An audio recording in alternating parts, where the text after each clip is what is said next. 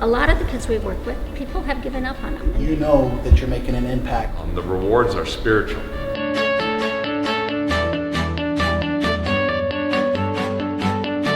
I made a bet with one of the students, Ali, and of course I lost the bet, so I had to bring in pizza for lunch. And when I showed up with the pizza for lunch, just how impressed he was. He really didn't think I was going to show up, and it just amazed him that not only did I show up, but that I sat there and had lunch with him. And that's what I've seen with the girls, though, is when they find out it's Youth for Christ, they think, oh, it's all about judgment and condemnation. Right. Oh, yeah. Because that's what they've experienced. And their sin is obvious. They've had sex and they're not married. And so they've experienced the condemnation from so many people. So that's what they're expecting. So when they get the love and the support and the encouragement, it's awesome because all of a sudden their idea of Christianity changes. I had a young lady last night, and she's a young lady that's been with our ministry for a few years, and pretty tough situation in life. But she said to me she wishes club was every night, all night. One of the highlights for me this year was being able to help coach the 8th grade football team, and the way the dynamic in the relationship has changed and just really taken off with some of the students. They know me in the morning from working with the intramurals, but then now getting to be out there with them on the football field and encouraging them and helping them with some things and helping them develop their fundamentals, just seeing the way the relationship has changed. Now when I come in, it's no longer just the guy that hangs out with them in the morning. They see me as a friend. They like to hang out after football practice and talk. And I guess one of the biggest benefits to that is in the relationship building aspect is earning the trust with some of the other coaches. One evening after practice, one of the coaches had asked me a question about some youth things, and in our discussion, I was able to share the gospel. For me, one of the highlights this year so far has just been the way that we have started off club. A lot of excitement, a lot of energy. Kids are talking about it on campus, and they're excited to be there. I think some kids are starting to take ownership of campus life, which is phenomenal. That's how you grow it. And another one of the highlights has been that I've been on the coaching staff again this year, and we are praying with the kids before each game, and sometimes even after the game on the field. And just to be asked to do this there's nothing greater. One of the highlights of this past year for me has been talking to the girls about who they are in Christ and what it means to be the daughter of the King. And one day I was talking with a young woman, and I said to her, you're so beautiful, you're so smart. And then I looked at her and I said, I wish you could see yourself the way other people see you.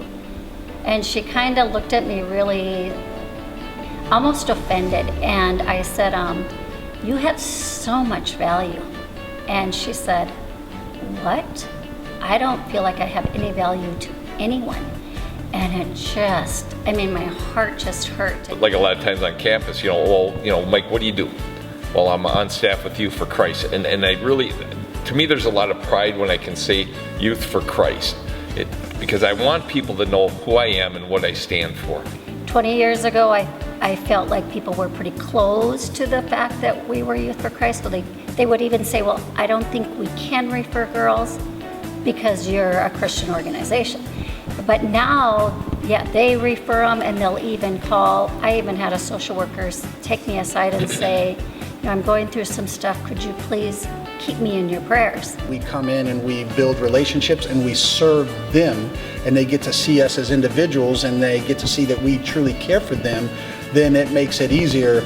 I know at the beginning they were a little hesitant, but by not pushing an agenda, by being there for them, by serving them, then what you'll see is a lot of them individually will come up and say, we're not sure how you're here, but we're glad you're here. Yeah. You've got to stick it out so you have these kids come back, when they're getting married or they're in college or whatever. Maybe they're still struggling with the issues in life, but they come back and say, hey, Mike, thanks for being there. Some of the rewards are knowing that we are part of a multi-generational ministry. The impact that we make on a youth's life now is going to make an impact on other youth lives later. And sometimes it's even the little things like someone coming and giving you a hug afterwards. And Probably the greatest challenge for me is seeing so many opportunities, but only being one person. Yeah. And wanting to do everything, but knowing that we can't do everything and we can't do everything well. So trying to prioritize and see where we can make the biggest impact. So I guess the biggest hindrance would be a lot of opportunity and not enough people volunteer. You know, my legacy, I guess, would be, you know, a man that loved the Lord and, you know, wanted to share him with the other people.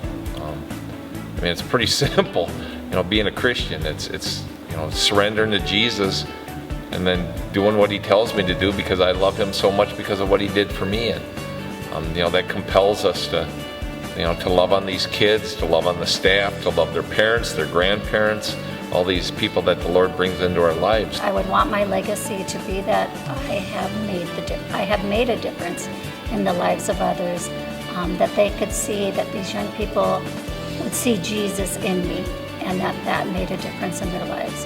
What I'd like my legacy or life to be known as is very simple, that I lived a life well, that I helped others to live a life well, and to know that there's others that are going to be in eternity as a result of the ministry that I was able to be a part of.